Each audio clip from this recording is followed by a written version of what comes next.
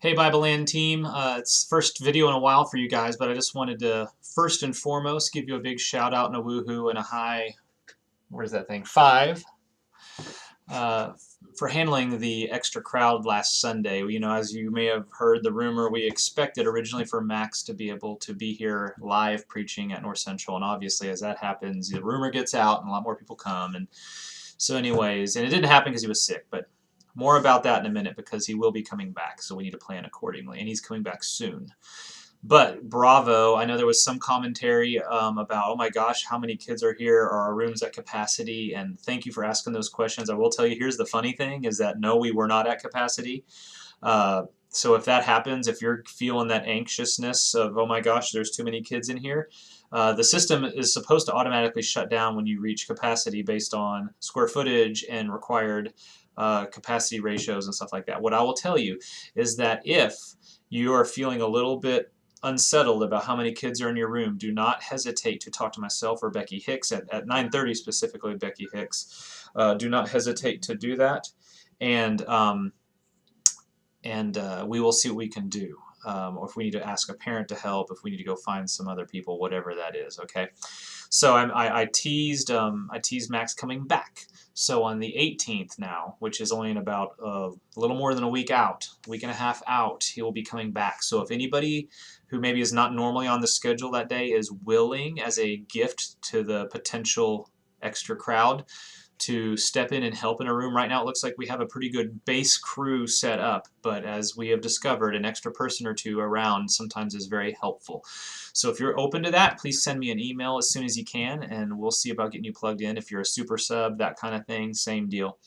That would be great. The other thing I want to put on your radar is about April 1st, which is Easter Sunday. Obviously, this is another one of those all hands on deck if possible situations. I realize some of you maybe have family in town or things like that.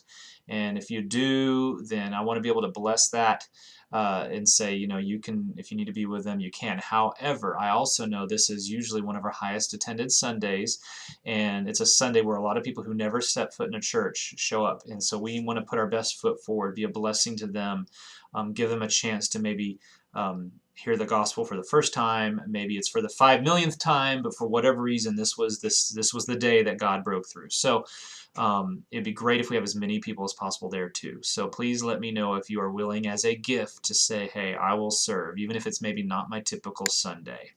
On that Sunday also for sure at 9:30. I will tell you this, I already know that there are going to be several people absent that day who are normally teaching, and for very good reasons, weddings and stuff like that. So those are woohoo moments as a result that we have a greater opportunity for people to step in and help out. So really please let me know as soon as you can so we don't get down to the wire there.